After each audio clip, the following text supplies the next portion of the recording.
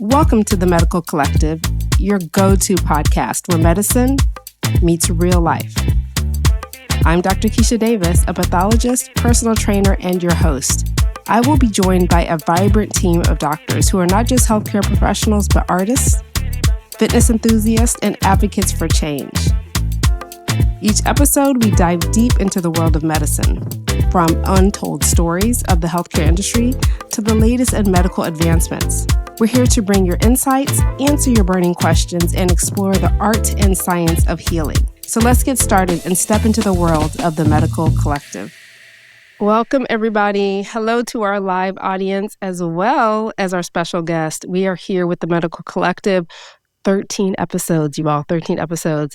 And we are having an amazing talk because it is Black Maternal Health Week. I want to welcome two special guests that we have, who's Dr. Cynthia and we have Dr. Nikki. So we'll let them introduce themselves. We got some hot topics and we're going to get into Black maternal health.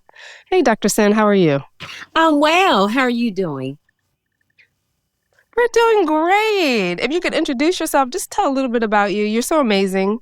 So I would love for people in the audience to know about you. Oh, well, thank you. I'm Dr. Cyn. I'm a board-certified OB/GYN with over 20 years of experience.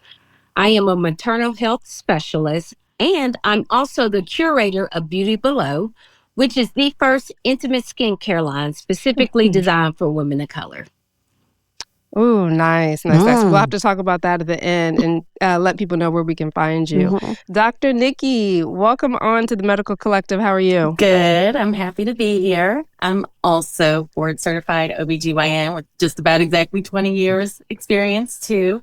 And I'm just kind of in a transformational part of my life with recent divorce, and my kids are moving out, and I just quit my regular job and I'm going to be doing some travel medicine. So I'm super excited about getting to go out to other communities and reach some people that I haven't been able to see yet.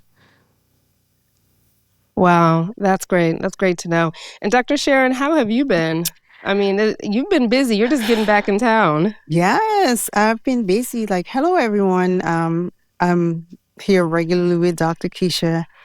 I'm Dr. Sharon. I'm a board-certified obstetrician-gynecologist. I'm the baby compared to Dr. Nikki and Dr. because they have more years of experience on me. I got 16 years. They both got 20 years. So, total, we got 56 years of experience here. This is great. So I'm really looking forward to a great conversation.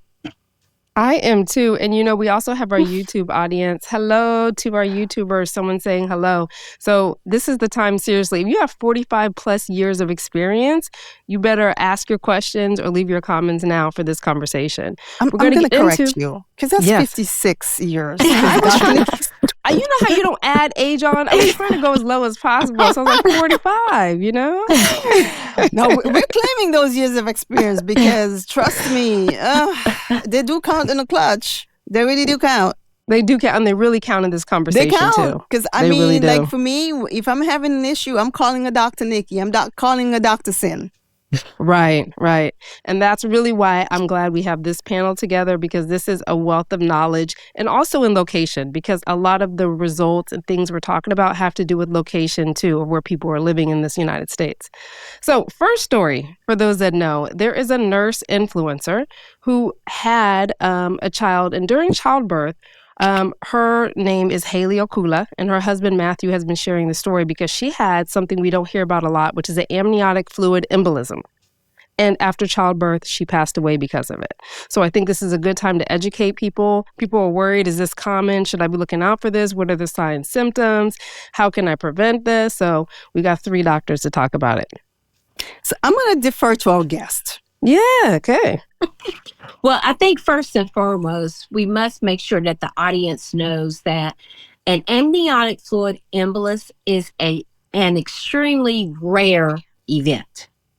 Sometimes those are the events that get a lot of attention, but they are extremely rare. So I don't want there to be an undue fear amongst our community of women being concerned that, this is something that's happening very frequently. It's very rare, and there should not be a major concern.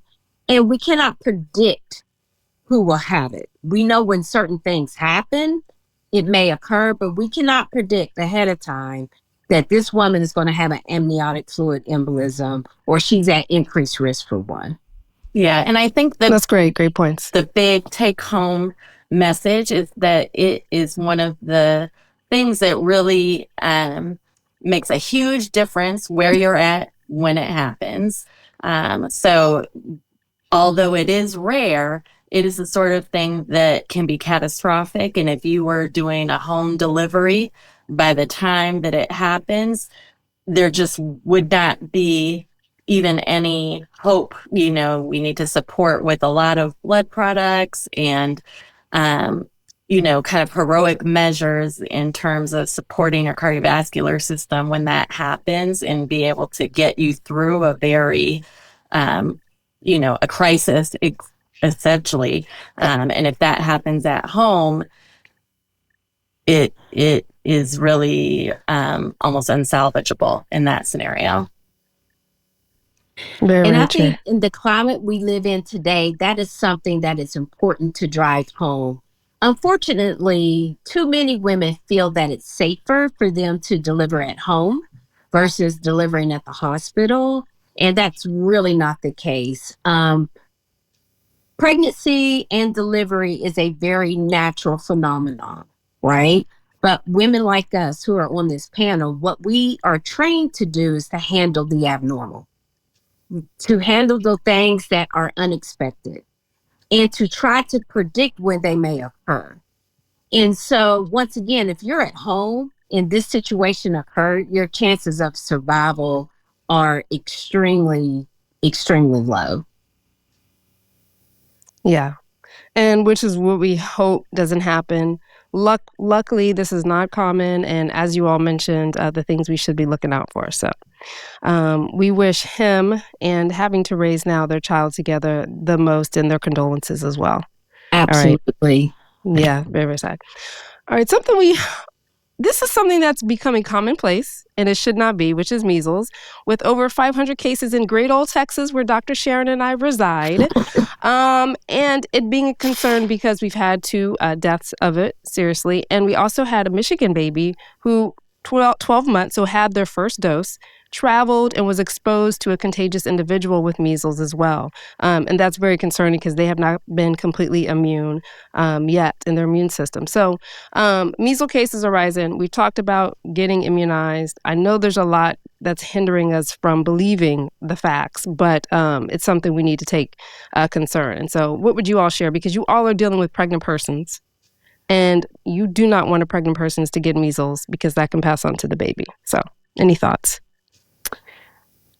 For me, I would recommend that every woman of not only just childbearing age, but childbearing age because of the potential of becoming pregnant, or any person who is of childbearing age, to check your immunity, right? If you know you're not vaccinated, go ahead and get vaccinated. If you're being vaccinated after, if I remember correctly, 1965, you should be okay. But still, if you're concerned, check your immunity. If you've never been vaccinated, go ahead and get those vaccines.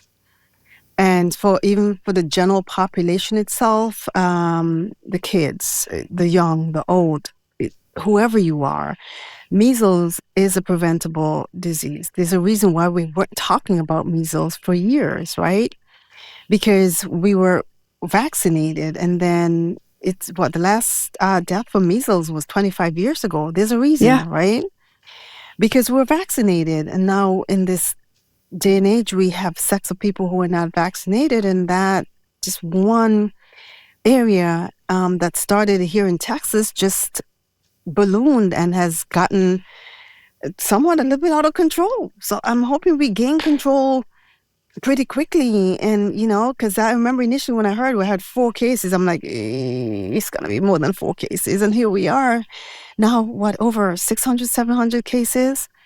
So please, and one person who's infected with measles can infect up to about 9 individuals, and that virus can live in the environment for up to 2 hours. So I could have come, shredded the virus, spread the virus here, left, 20 minutes, someone comes, and next thing they're, immunocompromised, or they're not vaccinated, not under-vaccinated or unvaccinated, and they may be susceptible to measles. So I encourage vaccination, and those who have been, check your titers. Let's try to get this under control as soon as possible. I agree. It's just like any Yes. communicable disease. You want to know your status, and it's really the kindest thing that you can do for your loved ones and your community around you. Because even if you know for sure that you've been vaccinated in the past, sometimes immunity can wane and you may need a booster. So you can get titers drawn. We're starting to add those to our routine prenatal care and preconceptional panels so that people are able to be as prepared as possible in order to keep their home safe. Great point. And I think the big part of the conversation really needs to be with these new parents. Yes. Who have received so much misinformation about vaccinating their children, because most of them are vaccinated. But they're not vaccinated. They've been blessed to be immunized. Yes. And so that's a big issue and a big conversation that needs to be had on a broader level, where we are doing better with building the trust in the community.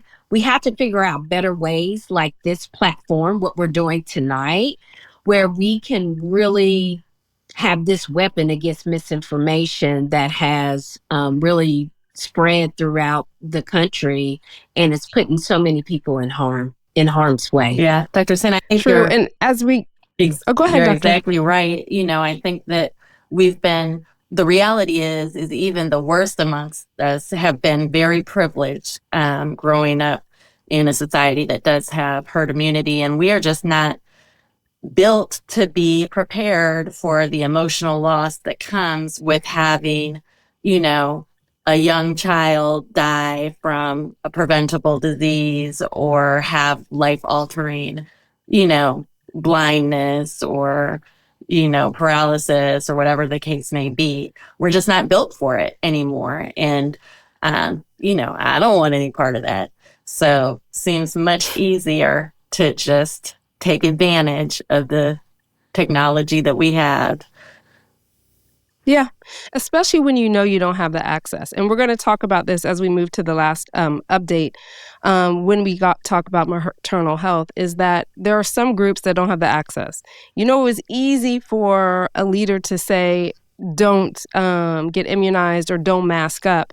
But the minute you get sick, you have a whole service and people to come to your house and take care of you and to get the top treatment.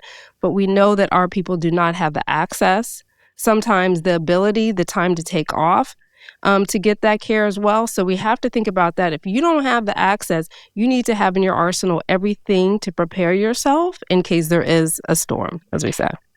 Which brings us to our last part, because we are under a storm.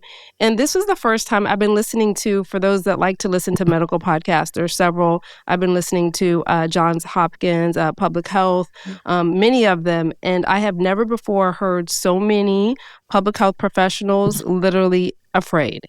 Our last episode was on cuts with Dr. Dan and Dr. Tusa. You guys can listen to it.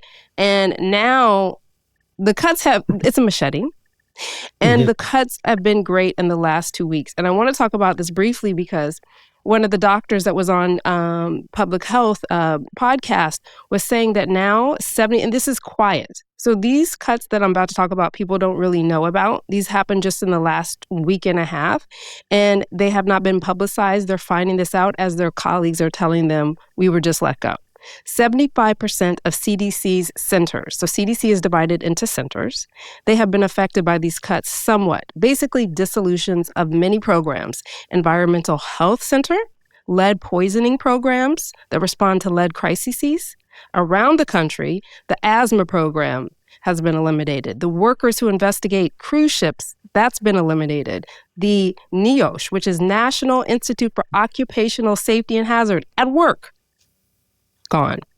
Except for one congressionally mandated piece that deals with the World Trade Center, that's still intact. Tobacco, which is actually one of the main causes of chronic disease deaths in the United States, eliminated. Leading cause, eliminated. And we're supposed to be focusing on chronic disease. The Offices for Smoking and Health has been eliminated. The Sexual Transmitted Diseases Laboratory at CDC, which identifies new pathogens as well, eliminated. The HIV prevention program that's domestic and globally, eliminated. HIV surveillance and tracking, eliminated. Oral health programs, which is so important, and fair amounts of other programs dealing with birth defects, eliminated.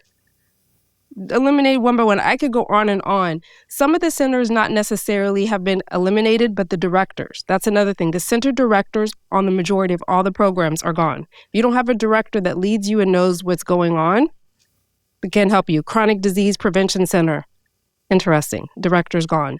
STD and Environmental Center director gone. Global Health, Center for Forecasting Analytics, gone. The Center Director for Birth Defects, asked to leave, along many, many others. And that's where we are. We're in the midst of what we're about to discuss is that people have to be aware we will not even be able to know a lot of the things, the data as well, and updates because we don't have those people in place right now.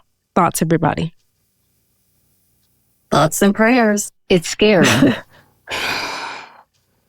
Absolutely. And I think that, for us healthcare workers, we've been in the trenches, working, taking care of patients one at a time. But now it's time for us to be in the streets.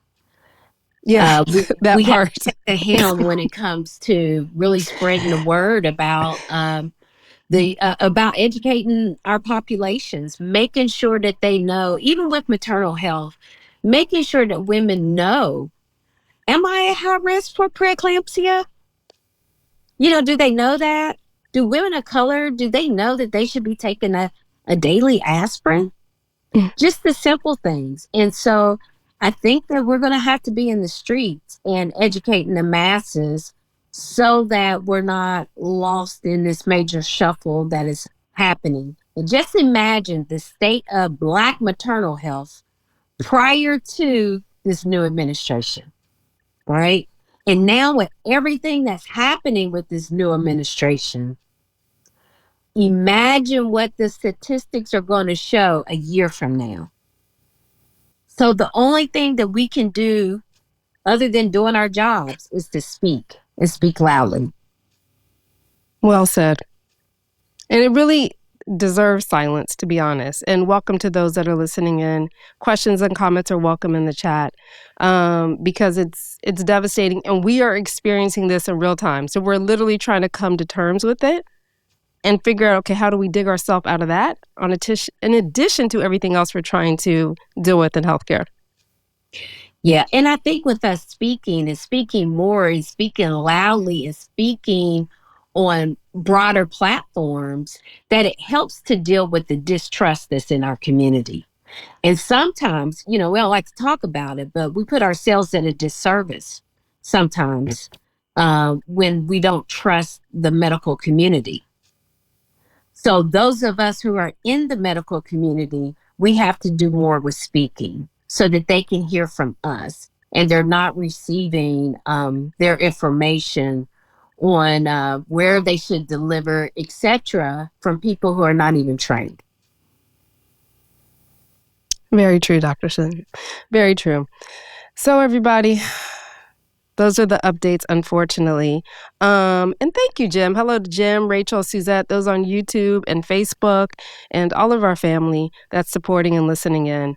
We're going to have some hard conversations, but necessary because I love awareness weeks. I celebrate them. Next week is Laboratory Professionals Week. Just hint, hint, hint, y'all. So, but I really think it's important for these awareness weeks because we need to get together. This is the time for us to empower ourselves and get the word out. It's not the time to despair, right? It's the time to get it out. And when we're talking about Black maternal health, I'm so glad that it has a week. It needs a whole year, to be honest. It needs a whole year, but it's very important. It really was founded, to be honest, about a few years ago, 4 or 5, 6 years ago, 2018, and recognized by the White House just in 2021. So not too long ago. It's aiming to raise awareness and center Black voices. So it is time, Black women, to talk and share your stories too, and build policy changes that can prevent these maternal deaths. We know right now when DEI is no longer a thing, when it's harder for Black and brown physicians to get in, and we do know that care by physicians that understand you, whether they look like you or not, is important to your healthcare and your trust in medicine, that's being taken away one by one. But we do have, like Charles Drew Medical Center, we do have places where we can be and foster that. Why is the United States right now, it's a high-income country with a rising maternal mortality rate? Why has it increased by 27%? Why are Black women 3 to 4 times more likely to die from pregnancy-related causes than white women? According to CDC, maternal deaths in the United States for 2021, 32.9 for every 100,000 live births. For Black women, 69.9 per 100,000. 84% of maternal deaths are preventable in the United States. So that's where we are. And we have 3 doctors that look like the women we're talking about to talk about this issue. I am so happy we're talking about it. We do hear a lot about adding midwives, more midwives to the mix when it comes to normal labor and delivery. We talk about adding doulas to the mix, which there is a role for doulas. Too often women of color feel as if they're not heard, and just having a baby, even if you're a physician, having a baby, it's stressful. So having someone who can speak on your behalf if you're unable to completely advocate for yourself is huge, but it doesn't stop there. And my fear, what I see in the media is that all the attention is centered around adding mid-level providers as well as adding doulas. Their roles are important. Yes. But we have to look at the causes, okay? We have to look at one of the leading causes of maternal deaths is cardiovascular disease. Yes. All right? So if we need to be addressing the cardiovascular disease in women of color, we need to be asking, why are we more prone for preeclampsia? We need to be making sure that every young woman out there who is of reproductive age know what the risk factors are. They know for themselves when they need to go to the hospital. They don't need to ask their provider, should I come in? They know to go in. Those are some of the things that we need to do as far as really broadening the message and improving outcomes, is making sure that we educate our people, because one of the greatest social determinants of health is education. So we can educate the masses about what to expect, when to go in, and if you're not getting the care that you feel you should be getting, that it's okay for you to go to the hospital anyways. If we can encourage women to do that, then I think that's a step in the right direction. Great points, Dr. Sin. Dr. Sharon? So I agree with everything Dr. Sin has said. But another thing that I see just working out there in the community is that women wait too late, too long to get to the hospital. They try to hold out for as long as they possibly can because they're anti-medical establishment. They're scared. They don't have the correct information. They're not informed and educated about their care and what can happen. I mean, birth is beautiful. It's absolutely beautiful. But in those moments where we have to step in, and I tell my patients this all the time. I said, if you see me grab you and go, it means I gotta go. I can't explain right now because I need those 2 minutes that I'm going to take to explain all those 5 minutes. So I want patients to come in and give us the opportunity to intervene. Please don't stay home. thinking it's going to get better. I don't want to go to the hospital. No, the light is always on. We're always here for you. Give us something to do. Let us work. Let us work on your behalf. This is what we're for. Give me the opportunity to intervene and help you. I really want to. And Dr. Sharon, that makes me think of the other day when it was in the middle of the night and you had that very difficult case and you're like, what did I get myself into? And we're like, that's what you train for, Dr. Sharon. That's what you all train for. Yeah. and you know what? I tell people that, and I think it was maybe Dr. Nikki says the easy stuff is the easy stuff, right? We train for the emergencies. Okay, you come in, you have a baby, and everything goes well, and we're happy, and we're laughing, we kiki, and and we train for that, and we love that. But it's the emergencies, the things that really put you on your toes and say, hey, I will need this, and I need this now, and let's go and let's go. Let's go, let's do this. Those are the things that we actually train for, because and the thing is too, if that was just so easy for everyone to do, then home births would be safe, right? They're not safe because of the emergencies that can and do happen. And the thing is, these emergencies happen often enough. Like there's some things that we see more often than others. But I get some kind of emergency almost every time I do a delivery. Almost every week, someone who's hemorrhaging on me and I recognize it early and I need this and I need this and I need that. I'm not waiting till she's hypotensive. I'm not waiting until I see 2 liters of blood on the floor. I'm not waiting for that. What am I waiting for? I'm not doing that. So, but give me the opportunity to intervene. And one of the things that I always tell my pregnant people is that a woman can literally lose her entire blood volume of blood in less than 15 minutes and die. So when I tell you it's an emergency, it's an emergency. Give us the opportunity to use our skills. So that leads me to the next part. And first of all, no pregnancy is low risk. You've taught me that. And we see that also with the inequities as we're talking about Black maternal health, is that infant mortality, even inequities in infant mortality, Black infants dying over twice the rate of white infants. And Dr. Sin, you talked about cardiovascular health as being the leading cause of maternal mortality, including infections, hemorrhage, mental health related, preeclampsia, we've talked about before, all of that. But why is there the gap? And some of it we've talked about, and Dr. Sharon, you used the word hesitation, is trust. Why do we have this trust gap? Avoiding the system is actually hurting us more than we think. And I truly believe that's part of the problem.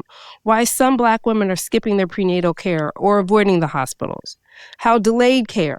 I'm going to wait to the last minute, but I still got to go. And then Dr. Sharon's in the midst of, or Dr. Sin is in the midst of something where literally it's life or death. And 5 minutes is actually 50 plus minutes now of an emergency that either the infant or the mother too unalive. So why are we at this trust gap, and how can we break it? Get rid of the gap. It's a learned behavior. Okay. If you mistreat, there will be mistrust. And too often we don't talk about the mistreatment that has occurred to the Black body for so many years. And over the years, we've become conditioned to not trust. We've also become conditioned to believe that we don't deserve. Okay? That if I speak up, I'm bothering someone. So I'm just going to deal with it at home. I'm just going to take care of this myself. And it's okay to speak up. It's okay to come in. And if someone is not listening to you, you deserve to be heard. And we need to educate women about the next steps. So if they feel that they're not getting the care they should receive, even from the nurse at the hospital, You know, we need to educate women that there is a nurse supervisor. Like, what are the next steps? How do you need to see the doctor at the bedside? So there's a lot of in every hospital now, there's a lot of different departments in place that are for the benefit of the patient, but we have to make sure that patients are aware of it. Great point. Dr. Sharon? So some of the things that I hear out there in the community, and it's been said to me that I am, as a physician, I'm already indoctrinated into what's taught. So I'm part of the problem. The institution. You're part of it, yeah. Right? The institutionalized racism as well. Yeah. So there's that disconnect and there's that distrust because I am a physician that was educated on an American medical system. Yes, I get that. Right? I get that a lot from patients. So I'm not sure how to combat that, because my medical education has helped me. I've used it to help tons of people. I use it for my family, right? And friends who will call me and ask me questions.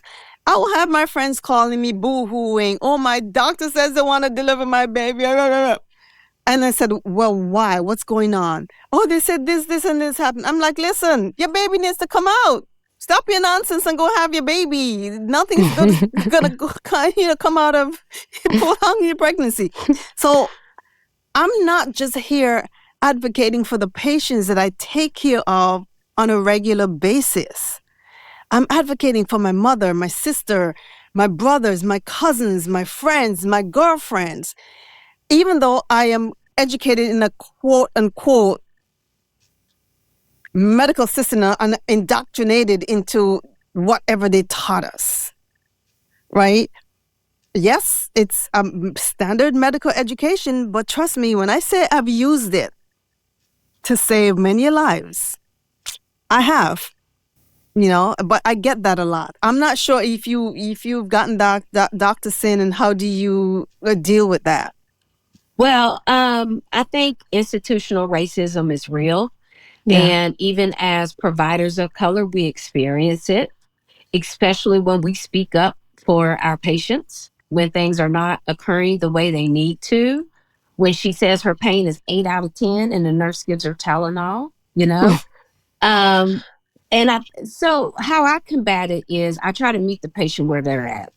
If I walk in the room and she looks distressed, it may not always be about something medical that's happening. You know what I mean? So even though I have a million other people in labor, a million other things to do, sometimes I just have to take a beat, sit at the bedside, have a conversation about who has the kids right now. Because that really stresses a mother out. Even if she's in labor, if she already has children, she's thinking about those children, where they are, who has them, are they fed, are they ready for school the next day, and just simply have those conversations.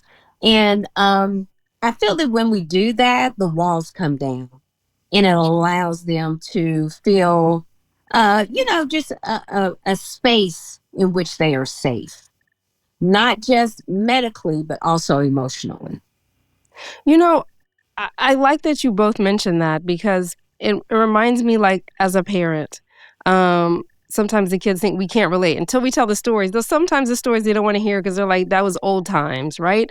But I think we can relate more. And so when you're telling the stories, like the stories we went through medical school and through training, where we dealt with the racism and dealt with the pushback and how difficult that was, it makes us more relatable. And I have seen that kind of bridging that gap, the little trust gap some more, because we're saying we've been through it, we understand, but also accepting the stories that they tell too, right? Because we've lost colleagues. Like, I have stories. I lost a colleague to the same thing. And so listening to their stories too and accepting them is important too. But I think the including in that, as we're talking about the trust gap, is what you both mentioned, is that we also have to say, listen, pulling further away is not going to help you. Like, you pregnant, you're about to have a baby, you still got to come to us. But let's make you the most prepared. Hello, listeners. We want to remind you that you can catch The Medical Collective on all your favorite podcast platforms. That includes Apple, Spotify, and YouTube. Be sure to hit that subscribe button so that you never miss an episode. We're also on Libsyn, and you can find us on all social media platforms as The Medical Collective. Do you have thoughts or questions? Please don't hesitate to reach out. We love hearing from you. Now let's get back to the conversation. Hey, Dr. Nikki, how are you? What are your thoughts? Welcome back. I don't know where I went there, but I'm back. So, I think that's okay.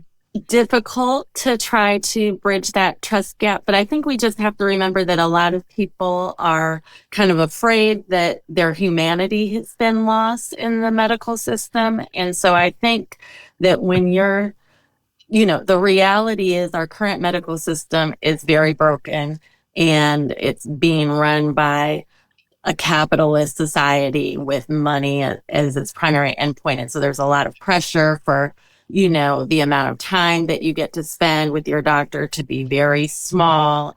I think it's important to try to, insert a little bit of personal, even if this is a visit, a prenatal visit, and most of your questions are about pregnancy, bring up the fact that, your mom is coming in town, or your toddler is going to be starting school, because those are things that will make you stick out to me from the crowd and make me kind of attached to you. And if I do the same thing and share with you some little things about me, I will in turn also feel more human to you. And if we can make that human connection on a basic level, then you will feel more confident that when the stuff is hitting the fan and we're having to make split-second decisions, that I do recognize your value as a person, and that I want to do everything. You're going to know that I'm in your corner and that I'm doing the best I can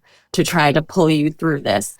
And it's a little bit easier than to push the I believe button in one of those moments and let someone else take control.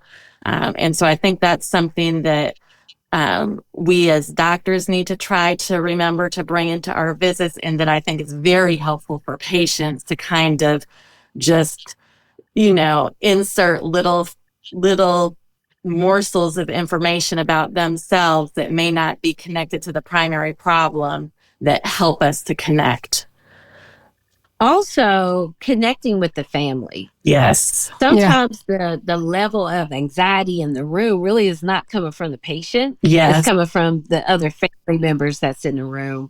So taking time out to answer their question, or to even ask, do you guys have questions? Right. Identify who every person is, to make sure that the father feels included in this. That seems to go a long way. Yes, and to kind of humanize what that feels like when you have a loved one who's sick, or going through something like childbirth, and you have to just sit and watch it, and you can't fix the problem yourself, just to relate to that moment and kind of support the family a little bit there, I think is very helpful. Yeah, I do. I do think that that's quite helpful too, because I've heard fathers before say things like, "Well, I don't know what to do, and I mean, I just wish I could take away her pain, and I'm just, I've seen that. I've seen that a lot. So I do try to get the father involved. Like when I go in and I, especially like in my situation where I'm locums, I take her history, examine her, explain what I'm going to do and why I'm doing it. And then I'll ask if they have questions. And part of even my interaction with the patient and the partner is like, even if I leave this room right now and questions arise, call me, let the nurse know. If I'm not in-house, I'll come in. Because you essentially hear about 30% of what I say, right? And you're in a stressful situation, right? No matter how happy it is, and you're laying in this bed and the unknown is stressful, right? So that's one of the things I always say is that you will have questions when I leave here. I said, I don't care how many times you ask a question. I'm going to explain it. Even if I have to find different ways to explain it to so that you understand. Because the one thing I want you to do is to participate in your care. And I find when patients understand, when I explain what I'm doing and why I'm doing it, you form a relationship with them, even if I just met them in this moment, to just give them that opportunity to say, hey, what do you mean? What is this? I don't want Pitocin. Why do I need Pitocin? I don't want to do this. Can I just not do anything? And, we'll have a conversation and I'll explain. I'll tell them what I'm doing, why I'm doing it. And, you're allowed to ask as many questions as you need to get a better understanding. And I'll ask whoever is in the room with, and I'll ask permission to, like, if it's someone who doesn't seem like the partner or sister, brother, and I'm like, is it okay for me to, have this conversation with this person in the room and things like that. And with that, I find I get better cooperation from patients, that they participate more in their care. They are, I don't want to say less resistant, but they understand what I'm doing and why I'm doing it. And there's a complete medical rationale as to why I'm recommending this. I'm not just pulling it out of a hat because I can. And I find that approach quite helpful. Something you had mentioned before, Dr. Sharon, and we're talking about building this trust so we don't have this gap.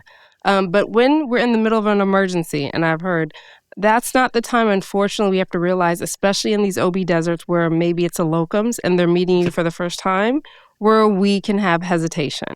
And I think that's where maybe also explaining or the patient understanding, listen, it's an emergent situation, or like the woman that lost her baby and was, literally in a very a bad moment, that trying to say, well, I want to wait, I want to try this and ask all these questions is probably not the best time. And that hesitation can cost a life. Right. So what can we do better to explain to people about that time, the emergent times, and then also you guys cannot be cloned. Unfortunately, we are talking about doctors that do things right. No, in all seriousness, but what about the times when patients are going in or have a doctor, unfortunately, in a desert or a place where they don't have access to another physician that does not have the care? And we have to be honest, and we know this. You remember the other day we were having a conversation and that young soon-to-be medical student came in and said he was shadowing and heard people talking about patients in a way that he's like he can understand, with the implicit bias and how that could make a patient feel and actually even affect the standard of care that's given.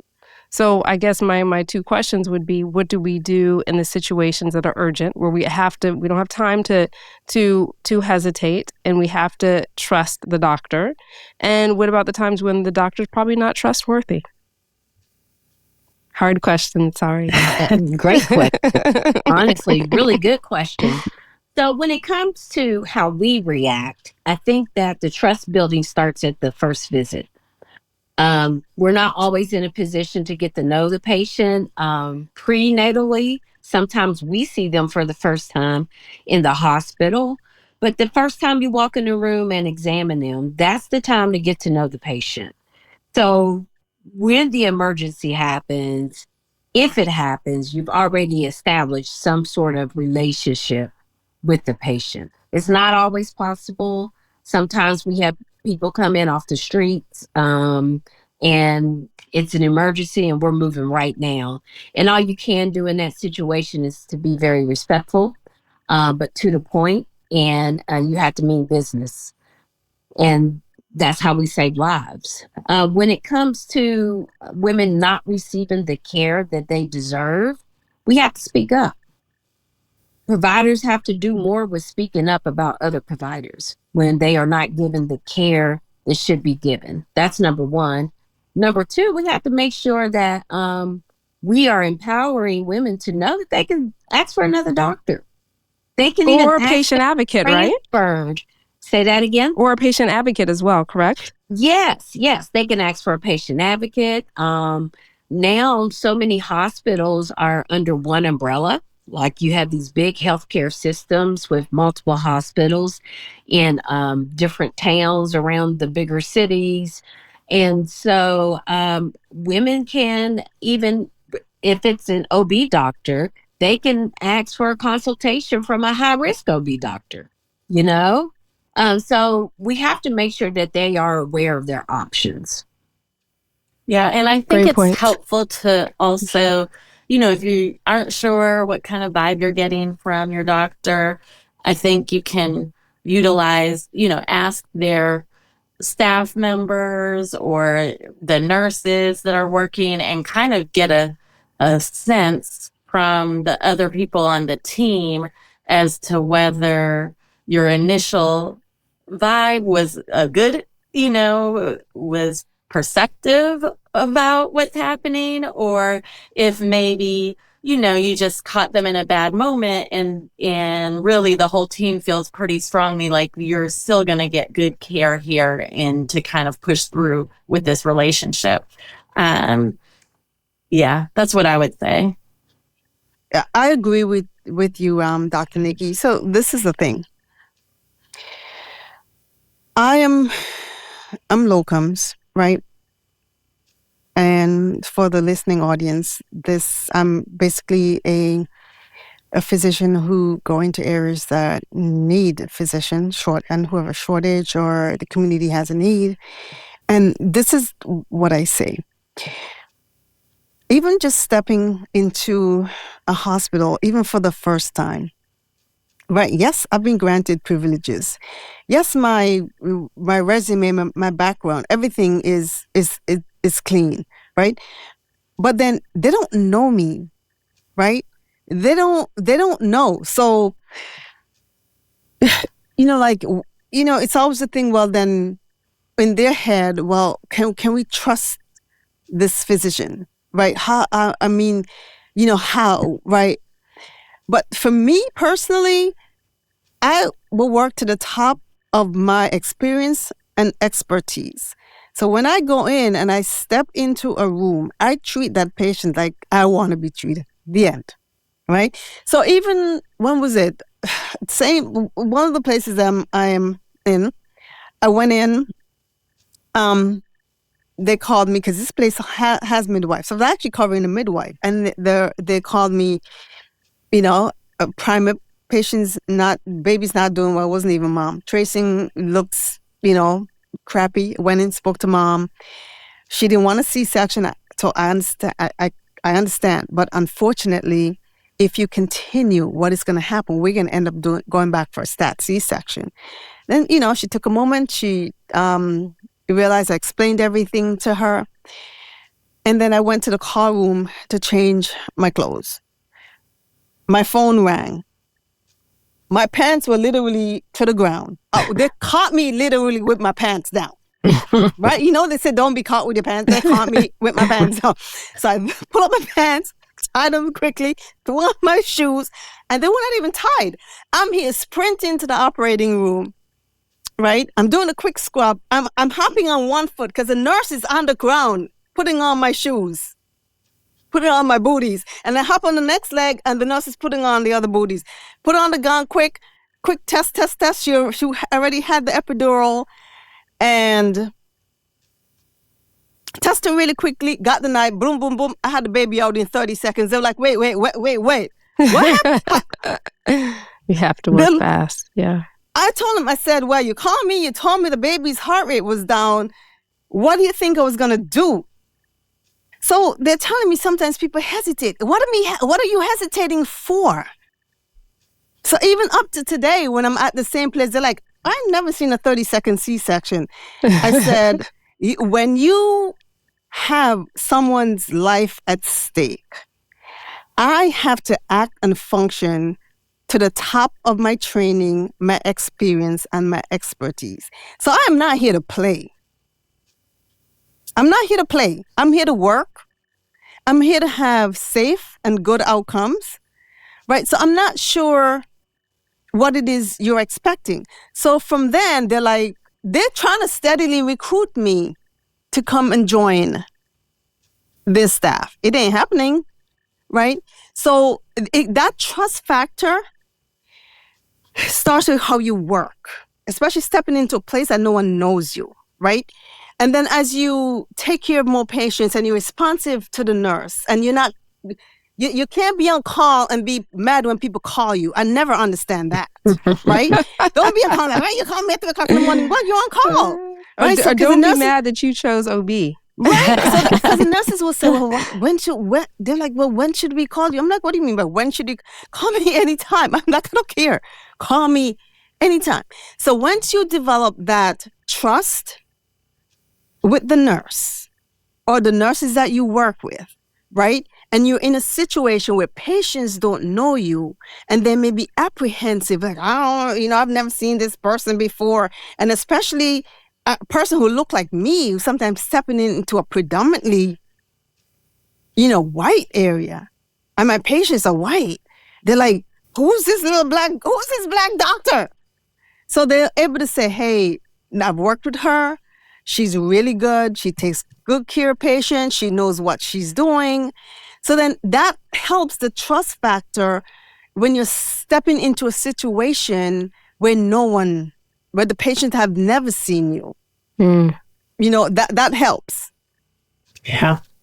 I think agree. also a debrief after an emergency or multiple debriefs, because sometimes you cannot pause in the moment. And that can be traumatic in a lot of ways to patients. But if you take the time, afterwards to sit down and say, I know this wasn't, it was a lot to process. I know it wasn't exactly how you envisioned things were going to go. Here's what happened from my perspective and what I was worried about and why we needed to make the decisions that we did. And, what are things that you have questions about so that we can kind of come to at least a shared understanding of what actually did happen and why and how is this part of your health story going to impact you moving forward? How can you pivot and hope for something different next time? Or how is this going to inform the decisions we make in preparation for next time? I think the debrief is really important. And I think that's good also for the trauma we talked about, the trained response. Dr. Sin, you mentioned earlier, is that at least if it was not the best or what we expected, right? Okay, we have a C-section now. At least talking about it afterwards puts everything into perspective. So hopefully the next time will be a more healthier experience for everyone. So that's good. I have a couple of questions for you all as we close in, and it's around kind of moving forward with this. And for patients, right, is having insight. And there are other things that happen. First of all, conditions that may mimic labor pain that you need to be aware of. Knowing about maternal deaths and postpartum period. Also dealing with postpartum depression and how that can affect maternal health and mortality. And we were talking about something that's actually being taken away is only right now 12% of OB programs in the United States are requiring training on implicit bias or cultural humility. Because that is part of it. Because not all the doctors are like you, Dr. Sin, and Dr. Nikki and Dr. Sharon. So again, these are the ones that are also treating our family members and other people that look like us. And they have no training in it. And that's a problem. And it needs to be with the entire staff, not just with the physician. I had a patient that this was some years ago with another practice, and she was wanting to leave one office and come see me, and they were trying to fire her from the practice. And everyone was in an uproar. They were talking about how difficult of a patient she was. The manager in my office didn't want to take her. She was a Black woman. And some in my gut says more to this story. I said, just put her on the schedule. We'll get her seen. So in speaking with her, she informed the previous provider that she wanted to have her tubes tied. This was like baby number 4 or something of that nature. And she said, well, and she was a previous C-section. She said, well, you hadn't signed your tubal papers yet. And everyone with Medicaid has to sign their tubal papers 30 days in advance. Well, the woman didn't have Medicaid. So she became upset that the provider assumed that she was a Medicaid. And well, what makes you think that I have Medicaid? I have a master's degree and I work at blah, blah, blah, blah, blah. So what about me says Medicaid? And from that, she became a difficult patient to the provider, the nurses, that office manager, calling our office manager because it's all under the same umbrella, when all they had to do was apologize. You know what I mean? He misspoke and he assumed. And so that's why this type of training is so important. It's imperative that it occurs for a multitude of reasons. Just that scenario in and of itself can make any woman feel uncomfortable bringing up anything, asking any questions, if this is how they view you. Not that having Medicaid is a bad thing, but the fact that you assumed that I did, merely because of what? What I look like? Yep. Because it's not only in there for paperwork, because she didn't have Medicaid. And they were trying to fire her from the practice and labeled her as a difficult patient. Wow. Yeah. And that's the part of what needs to change, really, is we've got to stop blaming the patients for everything and start listening and being more receptive. Or if we realize, as physicians, they realize that this is not the best practice, right? Sometimes it's not the right fit, then defer them to someone that can. Well, I think that leads to one of the other social determinants of health that you talked about when you talk about access. And we have so many rural deserts where you just don't have places for especially pregnant women to go. They're limited on where they can receive care. So that makes things difficult. And then this labeling of women, especially women of color, as being difficult. And then the word spreads. And they didn't do anything wrong. So there's a lot of factors that really need to be addressed. So, even Black professional women like me and you, we are labeled difficult. Yes. Right? And we don't talk about it enough, but it really happens when we speak up for our patients on labor and delivery. And there needs to be more support for the 2% that's in the trenches trying to take care of our women, because there is a lot that we deal with when it comes to institutional racism that is not easy, to say the least. Very true. I might have cut you off, Dr. Sharon. I apologize. Oh, no, you're fine. But you hit the nail right on the head. But it's more than just the patient who is quote unquote difficult. We as Black women have often been labeled difficult for standing up for ourselves, our patients. I mean, you're not gonna railroad me. You're not going to push me over. I've had enough and number of fights with even general surgeons who are trying to bump my case, my ruptured ectopic pregnancy for your lap chole, and I got to stand up and fight for myself and my patient. No, you're not going to do that. Yes, we can take it outside. And then they call you difficult. Yes. When they're being very aggressive. Yes. Mm-hmm. And not only that, they're being unfair, right? And because, first of all, you're a woman and you're a woman of color, they assume that you're a pushover and you can be just, no, you can go after Dr. So-and-so. I'm like, no, my patient has blood in the belly. She has a definition of an acute abdomen, and that is a surgical emergency. So you're not going to bump me for your lap chole. You can do your lap chole or your appendectomy after I take my patient to the OR, but we're going. Yeah, but you're difficult because you want to fight for your patient. Wow. So, I think that's one of the many things that needs to improve. And I think in healthcare, we need to realize where we are failing our patients and stop blaming them. If I were to ask you what you think needs to change right now, you all have a lot like dismantling, right? Luckily, we did okay with the match and getting some more people in there, but we still have many people that are leaving OB-GYN, which we need to talk about. We're also dealing with laws in certain states like Texas that makes it more difficult for people to practice the way they're supposed to. So what would you like to see change for the future?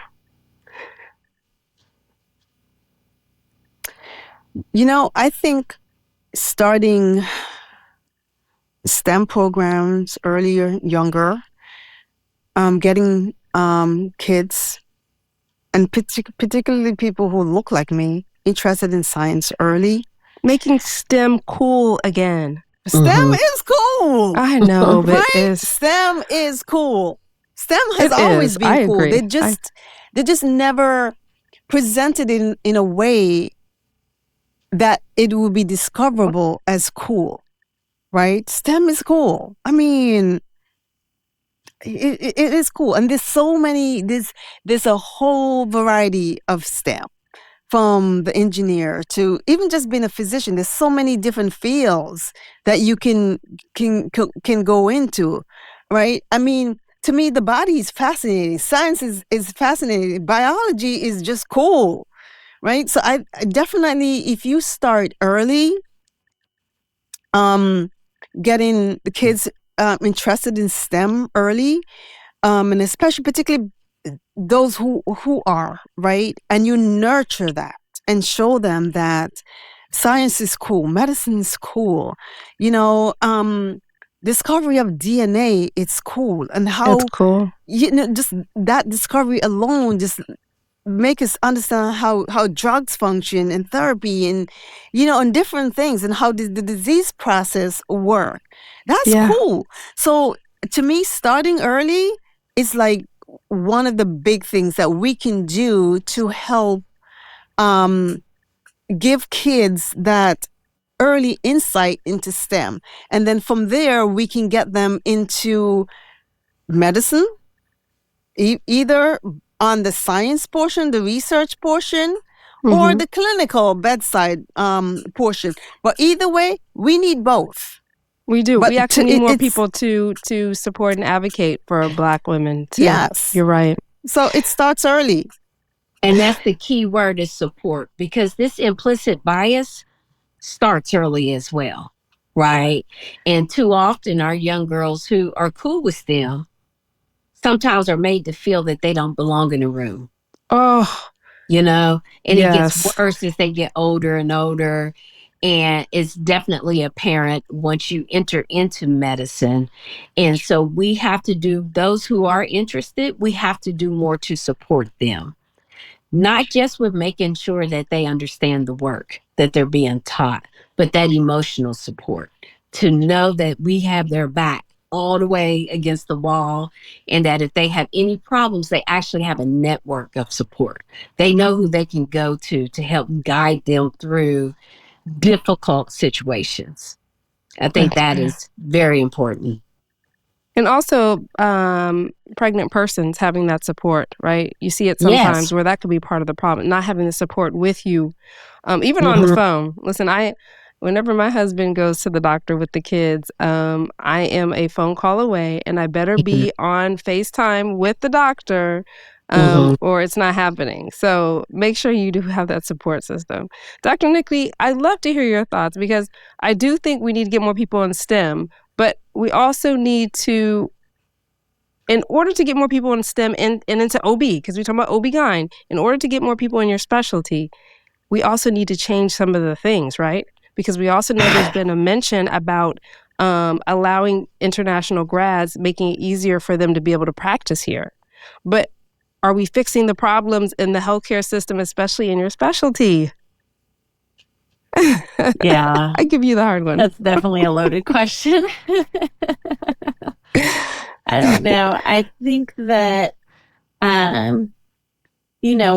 you're right. I think maybe are we just kind of band-aiding the problem instead of going to the root causes of the problem? And I think that, we have to be aware of a lot of the things that are contributing to access to being able, like in order to decide to be a doctor, or, even once you've decided to go to medical school, what specialty you gravitate towards has a lot of practical kind of things that contribute to that. And so with the wealth gap and power disparities and stuff, what is realistic for some kids to consider in terms of will they have a roof over their head while they take the time to go to college? Or, if they can't get a full scholarship, how are they going to eat while they're in college? And how does it make sense to defer a real job for an additional 4, 8, 12 years in order to be able to actually be a practicing doctor?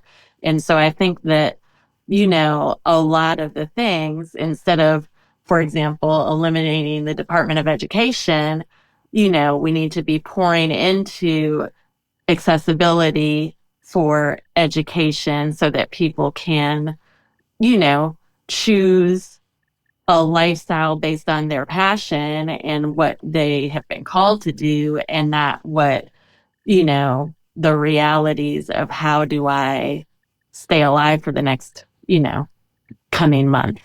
I think that's what we have to do. I think we have to be taking our, we need to be voting in order to make sure that we still have education and that there is not a gender gap of pay. And so that if there is a single mother, she can afford to, to allow her kids to have school dreams instead of basketball dreams. And I think we need to have paid maternity leave and have,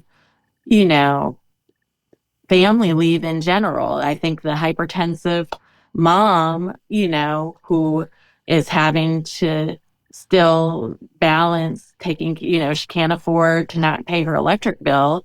And so when you tell her she needs to take time off in order to be able to sustain this pregnancy longer, if that's not realistic for her, now she has a preterm delivery that maybe could have gone to term, and so we're kind of stacking the deck from so many different levels. And I think if we don't start working on some of those basic root things, we're going to continue to get the same outcomes and continue to be confused as to why, and it's because all of the stuff that came before has not changed.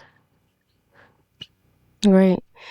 Someone in the chat had put, how can we support the doctors? And thank you, Ja. Those that are speaking out, a lot of people you can support, right? As we're getting a message, messages are important, is by sharing with others. And as my parents always say, you can help us by helping you and telling us how we can help you. Right, is communicating that, I think, is the best thing. And that's how I will think of a closing for each of you as a call to action, whether it's for fellow physicians, a call to action, whether it's for patients or for policymakers, is what call to action would you give that can help us make this easier for you all to practice, and so we can improve this Black maternal health issue we have? I would say we need to improve education to the masses. So every time you're on social media, TikTok or whatever, and you hear some bizarre story, you don't know if it's true or not true, send them to one of our pages. Give us an opportunity to put our 2 cents in. Because often it is the miseducation that also leads to such a high level of mistrust. Great point, Dr. Sin. Dr. Nikki? I would say, find something that's in your lane that you really have a skill for and a gift for, and be an activist with that little portion and that little piece of the puzzle, because it's so, the problem that is the current medical system has so many little pieces that are contributing to it that is very easy to get overwhelmed and discouraged and feel helpless and hopeless. But if I know that I'm good at patient care, and you know that you're good at driving people to the polls, and someone else knows that they're good at teaching how to do math, and someone else knows how to, keep people encouraged while they're, having pregnancy pain, or, you know what I mean? If everybody puts in effort in their area of expertise, I think that we would start to see some progress, some forward motion with some of this stuff, as opposed to just feeling really depleted and like giving up and just consigned to the status quo. Thank you, Dr. Nikki. Dr. Sharon, what's your call to action to close us out? So my call to action is to follow the medical collective, because we're going to always bring you the correct information, right? I personally have and I know everyone here does too, I think first a moral obligation to educate the public and to protect the public. So to me, informing and educating the masses with the correct and true information is a form of protecting the public, right? Because often I will see things on social media, TikTok, Instagram, with just a lot of misinformation. It's just not correct. But if you can tap into one of us, and there are a few creators on social media that are really good also with getting good information out there. And that is my call to action. If you listen to something and it just seems off the wall, and it's just, actually, you know what? Even if it's true, you can still question. There's nothing wrong in questioning, right? But especially if you really truly hear something off the rockers, you're like, huh? It more than likely it's not true. But we will bring you the correct information. I'm not gonna not, because I wouldn't be able to. No, I need to be able to sleep at night. Thank you very much. Right? So I'll always give you the correct information. And I think part of it too with physicians is to know when to say, I don't know, but I can get back to you with the correct information. I don't know, but let me check the sources, right? And my source is not going to be social media. My source is not going to be Google. Right? So we'll go to the source and bring you the correct information, because it is important. It is, to me, it's public health and public protection. And that's my call to action. I love that. And my call to action is going to be to the policymakers. And, I always told myself I am not political. I just love science. Wait. That's what Dr. Keisha was like. She's like, I don't want to be political. I'm like, girl, and then you live in this world, right? There's so much going on. I'm like, how could you not be? There's so many. You may not be political, but politics affects your personal life and your professional life and the way you practice. So it doesn't matter how much you try to get away from it. It comes for you. Dismantling even the education, the CDC, the whole World Health Organization. Yeah, I have seen doctors that are very silent come forward. Yeah, it's funny. And Dr. Sharon now is seeing me like totally all the time. Like, let's do this. Because my call to action policymakers is that as physicians, as all of us here from different fields, different parts of the world, the United States, that we want to take care of patients. I don't want to be diagnosing cancer and chronic disease anymore. I don't. I want to see less of it. You have to be able to listen to the stories of physicians and patients when you're making these policy changes. Because unfortunately, the people that are affected are going to cost your bottom line. It may not be right away. You might have to shell out stuff right now, but your bottom line is the quality of care is going to affect the community. That's why it's public health. If the people that are delivering your food, if the people that take care of your children are not well, then you are not going to be able to function. You're going to be at a disservice. And we have to think about it that way. But really care about your fellow people. And please, policymakers, listen to the doctors and physicians when you're making this, not people that have something to sell. We did 45, 50 minutes of this conversation without anything to sell because we're trying to give you the information. So thank you all for coming on. In the show notes will be information that you can find about Dr. Sin. And Dr. Sin and Dr. Sharon both have products that will help you inside and out looking lovely. So we will put that in the show notes. And Dr. Nikki, as she's journeying on to do different types of way of practicing OB-GYN, we wish you the best. And we'll put all of that in the show notes for everybody. So it's Dr. Nikki and Dr. Sin. You can follow them both on Instagram. Is there anything else, Dr. Nikki or Dr. Sin, where people can find you? Dr. Sin can plug her. Yes. I want to hear. I'm interested in what she does. I really am. Please. I want to hear. Well, my product is called Beauty Below. It is the first intimate skincare line specifically designed for women of color. It came from my own pain source. And this is safe products, right? Not the stuff that people are trying to do at home. No, it's not whipped up in someone's kitchen or anything of that nature. All the products are safe. It came from my personal pain source. I was a Division I cheerleader and really struggled with grooming my bikini line. And as you know, you cannot be up in the heel stretch on ESPN and, your bikini right. So once I became a gynecologist, I started looking for solutions for myself. And then sharing my knowledge with my patients, and my patients encouraged me to share with the world. And therefore, Beauty Below was born. You can find us at beautybelowmd.com or on all social media platforms at beautybelowmd. We have everything you need: washes, sprays for sweat and odor, ingrown hair serums, medicated shave mousse. You can shave with a razor, not get the irritation and bumps and stuff. Pads for dark spots down there. Wow. They're safe enough for melanin-rich skin.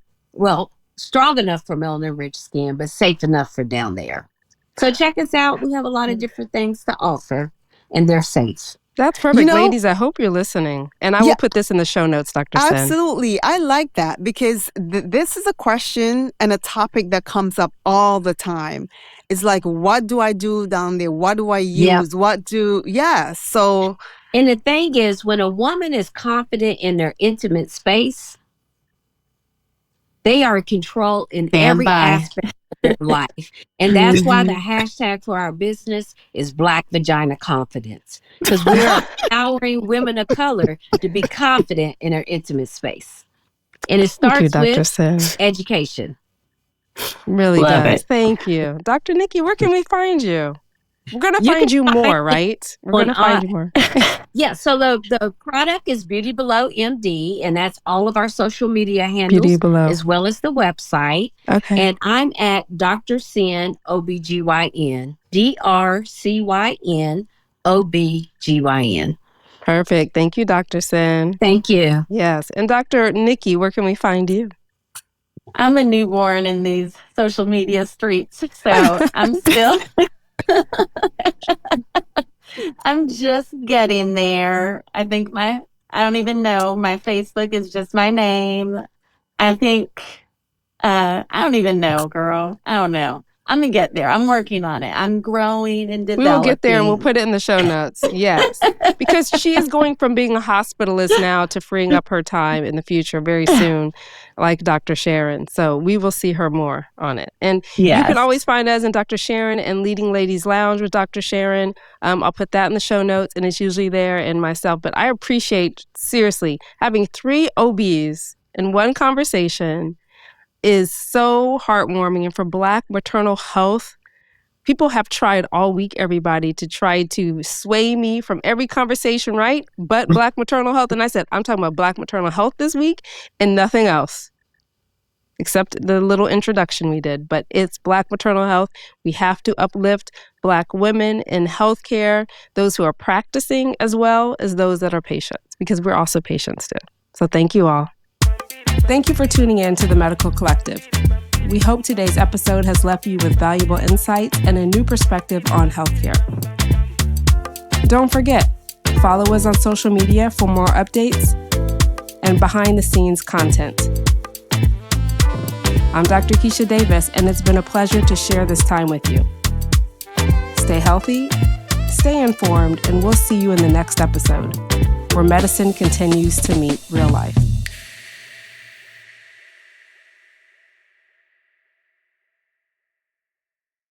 Please note that the content provided in the Medical Collective podcast, including text, graphics, images, and other material, is for informational purposes only. The content is not intended to be a substitute for professional medical advice, diagnosis, or treatment. Always seek the advice of your physician or other qualified health provider with any questions you may have regarding a medical condition.